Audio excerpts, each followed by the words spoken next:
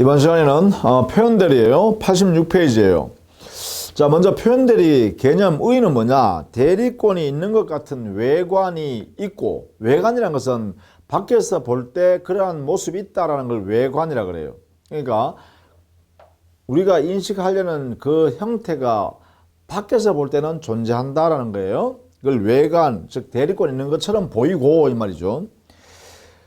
외관, 그걸 그렇게 보이게 한 데 대하여 본인이 어느 정도 원인을 제공하여 상대방이 정당한 대리권 있는 것으로 신뢰한 경우, 이때는 본인 네가 책임져야겠다. 진짜 대리권은 없지만 근데 대리권 있는 것처럼 보이게 한 것이 본인 너가 잘못했으니까 너의 잘못, 이걸 본인의 귀체 사유라고 그래요. 본인의 귀체 사유가 있으니까 본인 너가 대리권 있는 유권 대리처럼 본인 네가 책임져라. 이게 바로 표현 대리다 이런 이야기예요.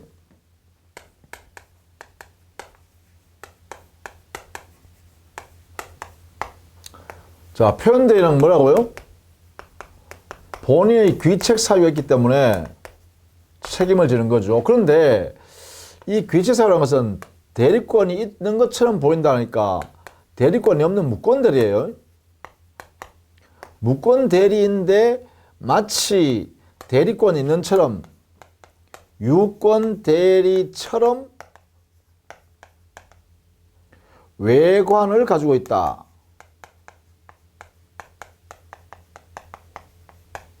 이런 이야기죠. 이렇게 외관을 갖게 된 데 대하여 본인에게 책임이 있다는 거예요. 그러나 실제는 뭐예요? 무권대리라는 거예요. 그래서 표현대리는 무권대리다라는 걸 절대로 놓치면 안 되죠. 그렇죠? 이 표현대리는 무권대리다. 이걸 절대로 놓치면 안 돼요. 다만 유권대리처럼 외관을 밖에서 볼 때 그런 형태를 가지고 있게 됐고 그러한 형태를 갖게 된 이유가 본인에게 잘못이 있더라라는 거예요. 그러한 사유 때문에 그렇게 보였다. 그래서 이 외관을 상대방이 신뢰했겠죠. 이것을요. 이되면 이 표현대리는요. 이 상대방의 신뢰 이것을 보호하려고 네 번째 상대방 보호하기 위한 제도가 필요한데 그 제도가 바로 뭐냐? 이게 바로 표현대리다 라는 것이에요.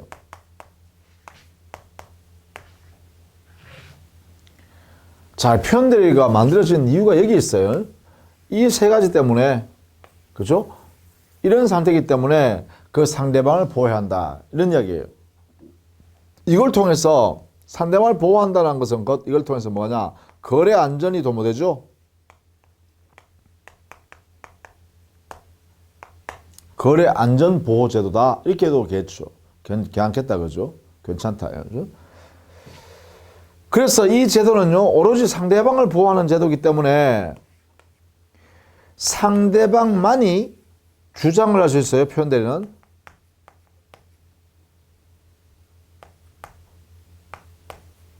이걸 꼭 알아두셔야 돼요. 본인이 나 표현대리 책임질게 라고 해서 민법상의 표현대리가 인정되는 것이 아니라 상대방이 본인한테 야 본인 당신 이 표현대리 내용을 그 대리행위 내용대로 책임을 지세요 라고 하면 표현대리 책임관계가 발생한다는 거예요. 따라서 오로지 상대방만 주장할 수 있다. 이것도 또 꼭 알아두셔야 되는 거예요. 그렇죠? 왜냐하면 상대방이 신뢰를 이것을 보호하려고 만든 제도이기 때문에 그래서 오로지 상대방에게만 주장할 수 있는 권리를 주겠다는 거예요. 자, 표현대리 요 취지를 꼭 이해해 두시기 바랍니다. 이 표현대리 제도의 취지. 무권대리이지만 대리권 없는 대리이기 때문에 무효로 취급해야 되지만 유권대리처럼 외관을 가지고 있는데 그것이 본인의 잘못이 있어서 이때는 상대방을 보호할 필요가 있어서 이렇게 표현대리를 만들었다. 그래서 상대방만 표현대리를 주장할 수 있다. 본인은 표현대리 책임지겠다라고 만들 수 없다. 이런 이야기죠. 자, 이걸 대전제로 해서 만들어지는 게 표현들이다. 보통 이것을 우리는 이 외관을 신뢰한다, 책임을 지어진다. 이것은요, 무권 대리이지만 유권 대리처럼 취급합니다.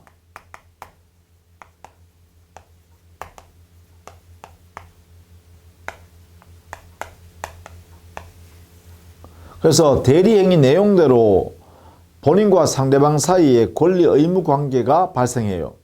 이렇게 유권 대리가 되는 것이 아니라 유권 대리처럼 취급할 뿐입니다. 이렇게 이때 이 본인의 책임되는 이론적 근거, 그죠? 귀체 사유의 이론적 근거는 독일법상으로는 이것을 우리는 권리 외관의 법리라 그래요. 영미법상으로는 근반은 법리라 그래요. 근반은 원칙, 근반은 법리. 이렇게요. 이것에 근거해서 본인에게 책임을 묻는다. 뭐 이렇게 하는 거죠. 이렇게요. 자, 이것이 87페이지에 뭐 책임의 근거라고 했습니다. 여러분 한번 참고해 보시고, 그 다음 표현들의 성질은 무권대리로 이해해야 된다. 이렇게 해석해야겠죠. 그러면 무권대리임에도 불구하고 유권대리처럼 취급하는 아주 예외적인 현상이죠. 그러니까 표현대리는 무권대리의 특수한 예외 현상입니다. 그렇죠? 그러니까 예외 현상이니까 우리 민법에 예외 규정으로 두고 있죠. 그래서 표현대리는 예외 규정을 두고 있어요. 딱 정해놨어요. 민법에서요. 그것이 뭐냐? 요게 형태가 세 가지 있다는 거죠. 규정으로요. 예외 규정을 둬서 만들어놨어요. 그게 뭐냐? 125조 대리권 수여하지도 안 해놓고 대리권을 누구한테 주지도 안 해놓고 본인이라는 사람이 제3자한테 나 대리권 누구한테 줬다 라고 표시했다는 거예요. 제3자한테. 그러니까 제3자는 그 표시를 받았기 때문에 믿었겠죠. 본인이 그러니까. 그렇게 믿고 그 본인이 지명한 그 사람하고 거래행위를 대리행위를 해버린 거죠. 이럴 때 우리는 125조 표현대리가 성립해요. 이걸 우리는 대리권 수요의 표시에 의한 표현대리 이렇게 이름을 지었어요. 그 다음에 우리 민법 126조가 있다는 거죠. 대리인이 자기가 가지고 있는 대리권의 범위 밖의 행위를 대리행위한 거죠. 그러면 대리권 범위 밖의 행위를 했기 때문에 그거는 무권대리잖아요. 그래서 이걸 우리는 권한을 넘은 표현대리다. 뭐 보통 월권대리라 그러죠. 이렇게 표현해요. 126조. 그 다음에 세 번째는요. 대리인이 대리권이 있었었는데 가지고 있었었는데 근데 대리행위 할 때는 대리권이 이미 소멸하고 없는 거야. 그러면 대리권 소멸한 이후에 대리행위를 했다는 것이죠. 대리인이. 그런 것을 우리는 129조에서 규정을 두고 있고 이것을 우리는 대리권 소멸 후의 표현대리다. 이렇게 이름을 주는 거죠. 그래서 이 세 가지 형태로 우리 민법에는 표현대리 제도를 인정하고 있다. 이렇게 정리하시면 되겠죠? 자, 그럼 이건 구체적으로 이제 이 형태를 이렇게 만들어놨는데 내용을 가만히 보면 여기는 대리권이 없는 상태에 있는 거고 여기는 대리권이 있는 상태에 있는 거고 여기는 대리권이 있다가 없어진 상태예요. 그렇죠? 대리권이 없는 데 있는 것처럼 보이게 만든 거고 이건 대리권이 있는 상태에서 대리권이 있는 것처럼 보이는 거고 이건 대리권이 있다가 없어졌는데 불구하고 대리권이 있는 것처럼 보이게 되는 거죠. 그게 125조, 126조, 129조에다가 규정을 두고 있다라는 것이에요. 자, 그러면 구체적으로 125조의 표현대리를 볼까요? 대리권 수여했다라고 표시는 했지만 아직 대리권 수여하지 아니한 경우입니다. 예컨대 이런 거죠. 갑이 자기의 A 토지를 이게 병에게요. 제3자 병에게, 이 사람이 상대방이 될 사람이에요. 직접 상대방이 될 병한테 표시를 했어요. 어떻게 표시했냐면 이 표시를 여기 했어요. 어떻게 표시했냐면 이런 내용을 표시했네요. 자기의 자인 갑다시한테, 갑다시 자기의 자식이에요. 갑다시에게 A 토지 처분권을 수여했다 라고 표시했어요. 그런데 사실은 여기에 자기의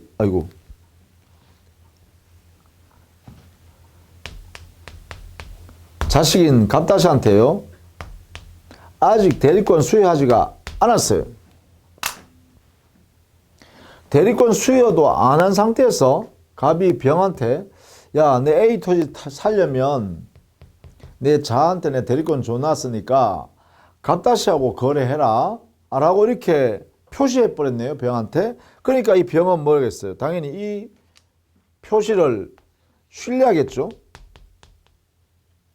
신뢰하고 이렇게 A 토지 매매 계약을 갑다시하고 이렇게 했더라 이 말이죠. 이렇게 했다는 거예요. 이렇게 이 표시한 대로 행위를 했다는 거예요. 이렇게 하면 이 대리행위 할 당시는 대리권이 없는 상태잖아요. 그렇다면 무권대리죠. 무권대리인데 마치 대리권이 있는 것 같이 본인이 만들어냈죠. 마치 여기에 대리권이 있는 것처럼 이렇게 보이게 만들었어요. 이것 때문에. 자, 이럴 경우에 우리는 법이 이렇게 했다는 거예요. 민법은 상대방은 이런 요건을 다 갖췄으니까 본인한테 책임지세요 라고 이게 권리를 행사할 수 있다 이 말이죠. 이게 뭐 이게 125조에 근거한 권리 행사다 이 말이죠. 그럼 여기서 대리권 수여 표시에 한 표현들이란 것은요, 여기 신뢰한다라는 말의 의미가 뭘까? 이것은요, 아직 이 표시한 내용대로, 표시를 받은 내용대로 대리권 수여되지 않았다.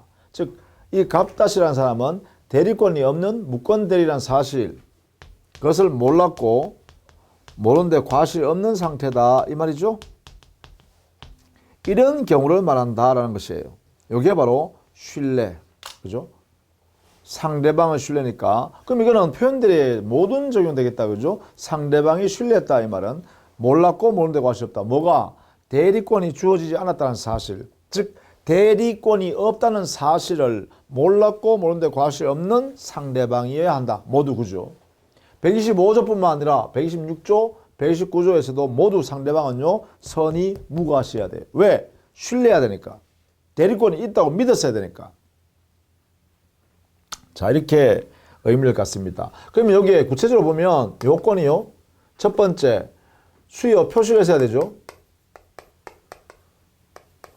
표시가 있어야 되고, 두 번째, 그 다음에 대리권 없는 상태에서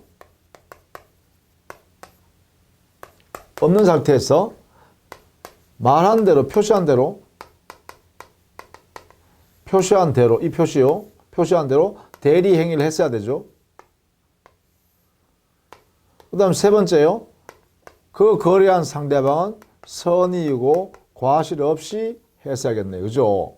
이러한 내용의 요건을 갖추면, 그러면 125조의 표현대리가 성립하는데, 자, 이때 125조 표현대리, 이 125조가 적용되는 영역을 한번 볼까요? 적용 범위. 여기는 어떻게 되나요? 바로 대리권 수여했다고 표시했잖아요. 이 대리권 수여하는 뭐예요? 수권행위죠. 대리권 수여하는 행위는 수권행위잖아요.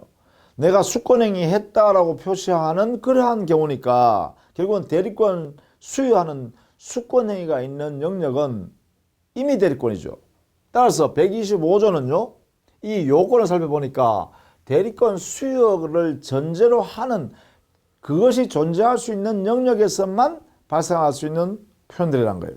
그러니까 결국은 임의 대리에만, 왜 임의 대리에서만 수권행위가 존재할 수 있죠. 따라서 임의 대리에만 적용된다. 한한다, 그죠? 이렇게 해석하는 것이 옳다. 그래서 통설 판례가 이렇게 해석하는 거죠. 125조의 표현 대리가 적용되는 영역은 임의 대리에 한한다. 이렇게 하는 거죠. 자, 이 내용을 꼭 알아두셔야 되고, 이때요, 이 선임무과실에 관한 입증 책임은 공통적으로 알아두셔야겠습니다. 상대방의 선임무과실을 입증 책임은 누가 지는가? 입증. 만약에 다툼이 생겼을 때 법원에서 누가 증명을 해야 되느냐? 이것은 본인이 책임을 면하려거든 입증하여야 한다. 그 입증 내용은 어떻게 할까요? 그래요. 상대방이 알았거나 알 수 있었다는 사실을 본인이 증명하면 되는 거죠. 그러면 본인은 책임을 면할 수 있다. 이렇게 하는 거죠. 따라서 입증 책임은 본인에게 있다. 이렇게 해석합니다. 이렇게. 자, 이게 125조의 표현들이다라는 것입니다. 자, 우리 교재는요. 88페이지에 요건. 자, 거기에 대리권 수여 표시행위의 의 및 성질을 보시면 대리권 수여했다고 통지하는 행위잖아요. 그 사실을 알리는 행위죠. 그래서 그 성격은 관념의 통지인 준법령입니다.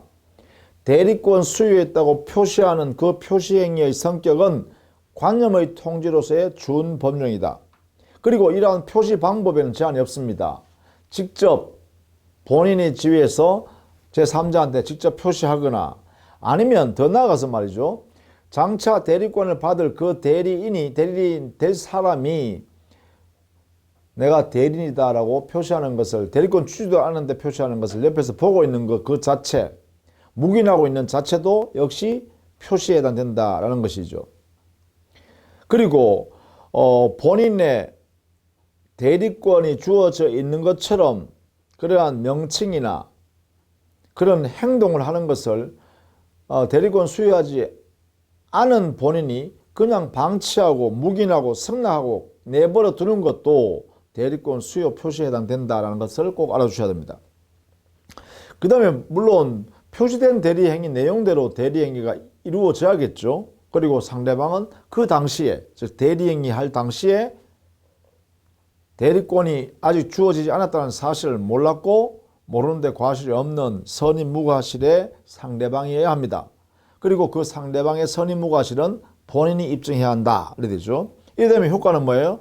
125조 규정에 의해서 상대방은 본인한테 이 대리행위 내용대로 책임을 져라 이렇게 할 수 있는 거죠. 따라서 본인은 이 계약 내용대로 상대방이 주장하면 책임을 져야 한다.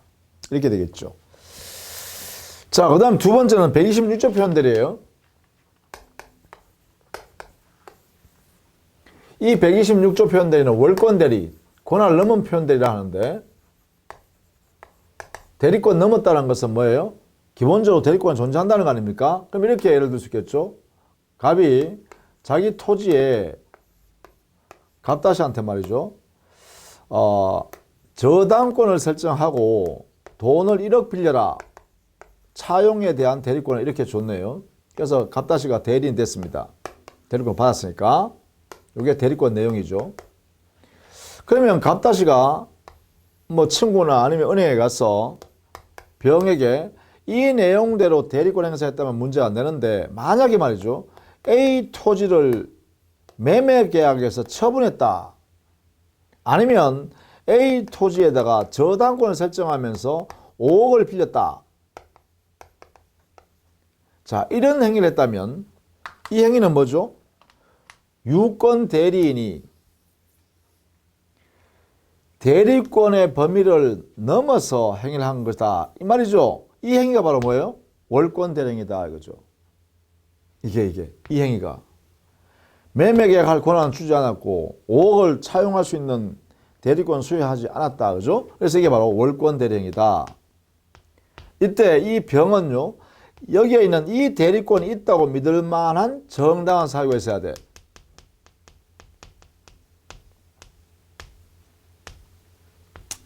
이 믿을 만한 정당한 사유가 뭐냐 하면 상대방은 이러한 대리권이 갑다시한테 없다는 사실을 몰랐고 모르는데 과실이 없는 것을 의미한다. 이렇게 보는 거죠. 같은 의미로 보는 거죠. 이렇게. 믿을 만한 정당한 사유라는 것은 선의 무과실로 해석한다는 것입니다. 이렇게요. 같은 의미다. 같은 의미. 이렇게만 되면 이 상대방은 본인한테요.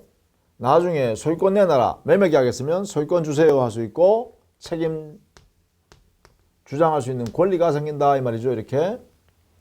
그러면 5억 원 차용 빌려줬으면 갑에 가서 5억 원 변제하세요. 이렇게 할 수 있다는 거죠. 이 권리가 정당하다라는 것이 바로 126조예요. 자, 이때 우리는 용어를 조금 공부하는데 여기에 이러한 대리권을 뭐라 하냐? 이걸 기본 대리권이라고 해요. 이 기본 대리권은요. 종류 불문이에요. 사법상의 대리권이든 공법상의 대리권이든 묻지 않습니다. 그 다음에 법정 대리권이든 임의 대리권이든 역시 묻지 않습니다. 여기에요. 여기 대리권은.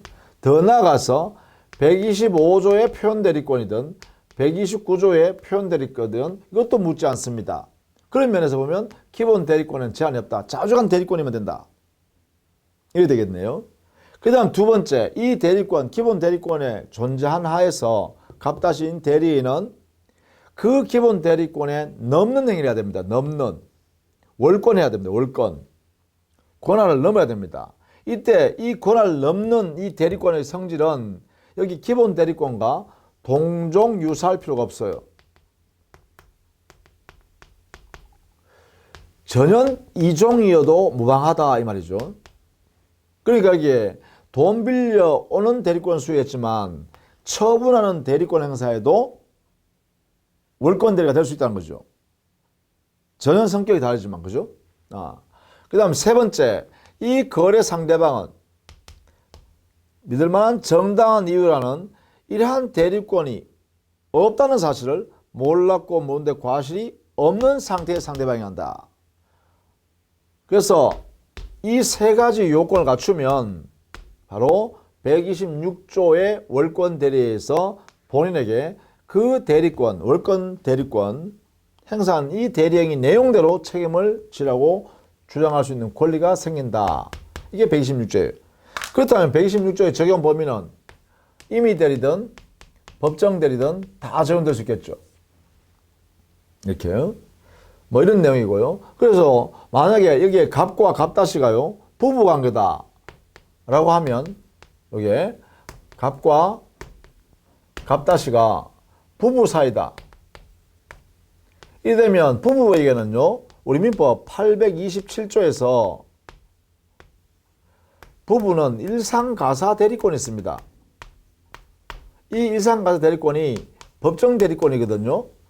법정 대리권. 그럼 법정 대리권이라면 부부 사이에도 일상가사에 관한 일반적인 대리권이 존재하기 때문에 그것을 기본 대리권으로 삼아서 월권 대리 126조가 적용될 수 있겠죠.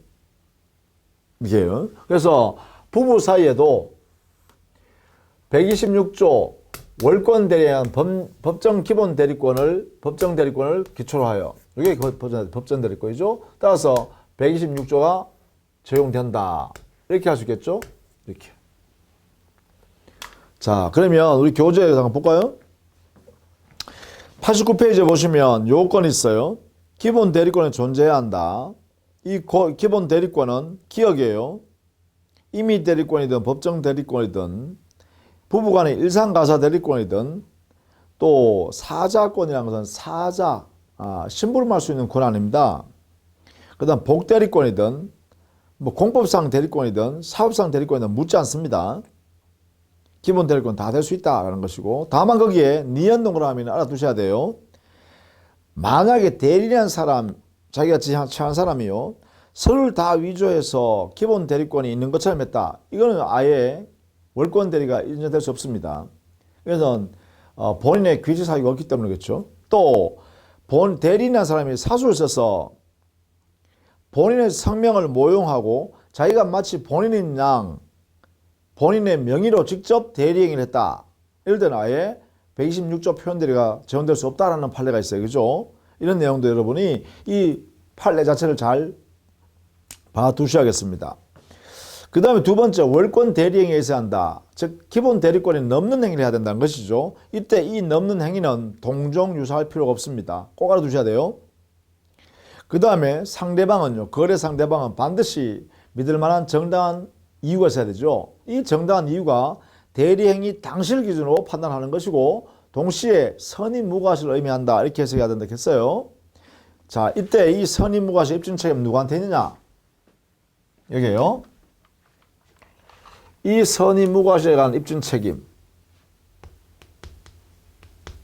입증은 누가 해야 되냐? 자, 여기에는 학설과 판례가 나누어지기 때문에 꼭 알아두셔야 됩니다. 학설은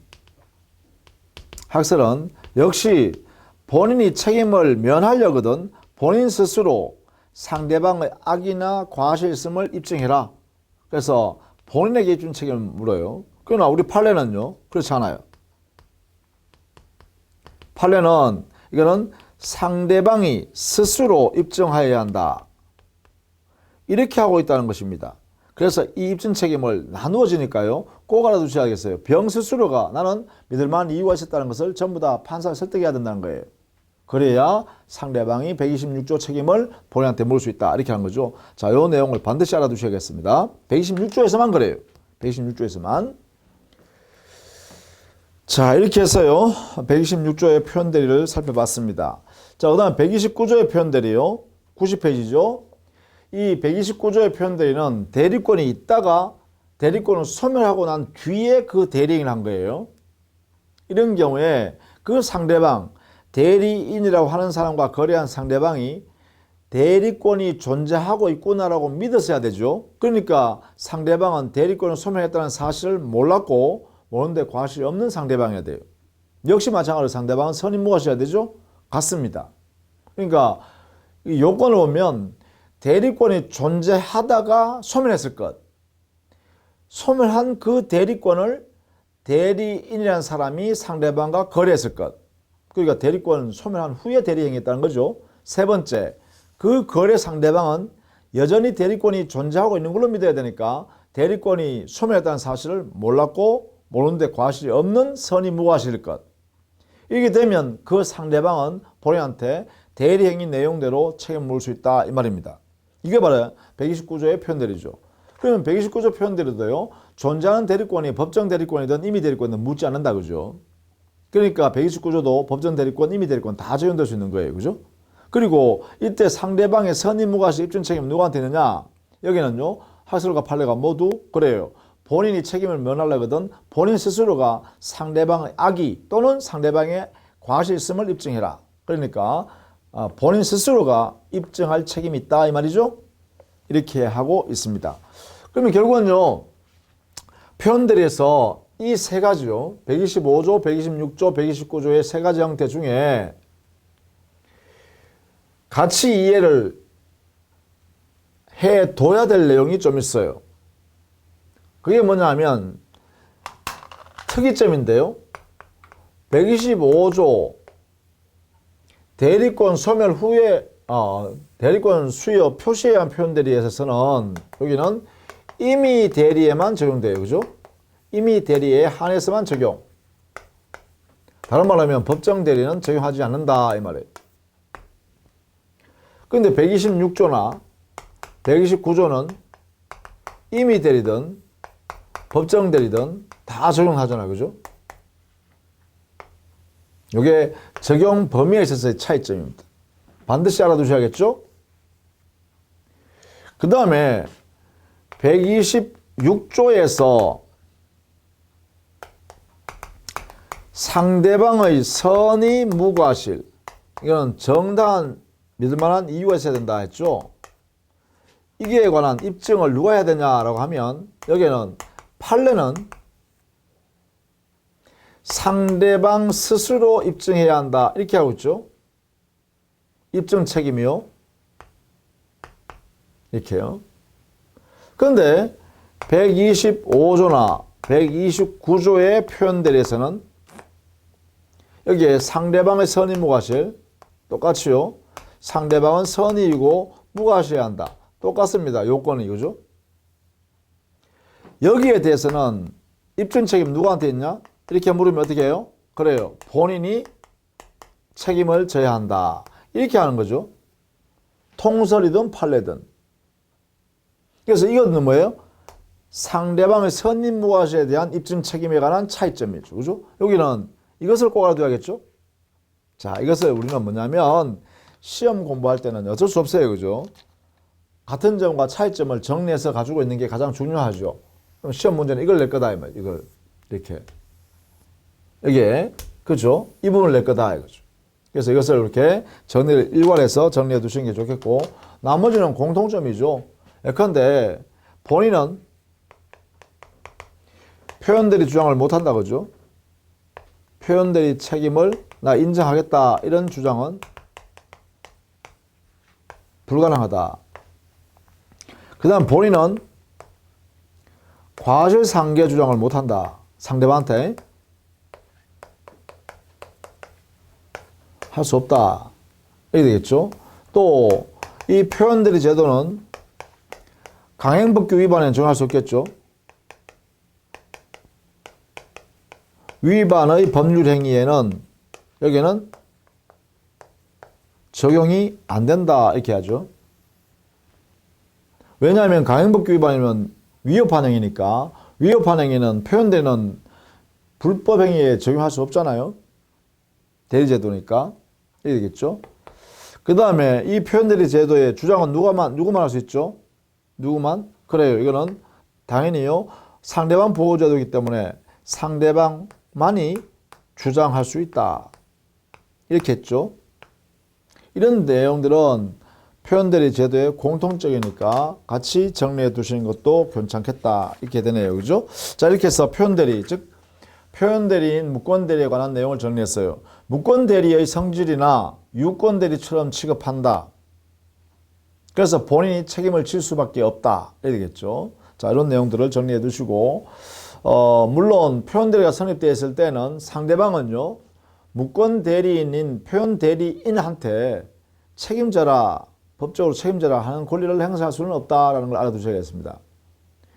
협의 무권대리에서는 상대방이 무권대리인 너가 책임져 라고 하면 그 무권대리는 무과실 책임으로 책임을 져야 되죠. 져야만 합니다. 그러나 표현대리에서는 그렇지 않다. 왜?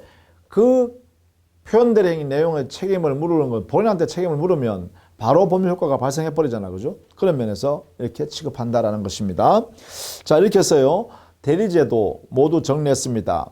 그래서 유권대리의 삼명관계, 그렇죠? 유권대리 삼명관계 반드시 정리해야 돼요. 그 다음 두 번째, 복대리가 있었죠? 복대리 정리하셔야 되고, 그 다음에요, 무권대리 제도에서 협의 무권대리에 있어서 본인과 상대방과의 관계하고, 그리고 무권대리인 책임지는 거 했죠? 그 다음에 마지막으로 표현대리 세 가지 형태 있었죠? 세 가지의 요건 정리해 주셔야 돼요. 이렇게 하시면 대리제도가 우리 시험에 꼭 나옵니다. 2문제 이상이 나와요. 그러니까 반드시 정리를 해 두시기 바랍니다. 자, 고생 많으셨습니다. 다음 시간부터는 무효 취소를 공부하도록 할게요. 수고했습니다.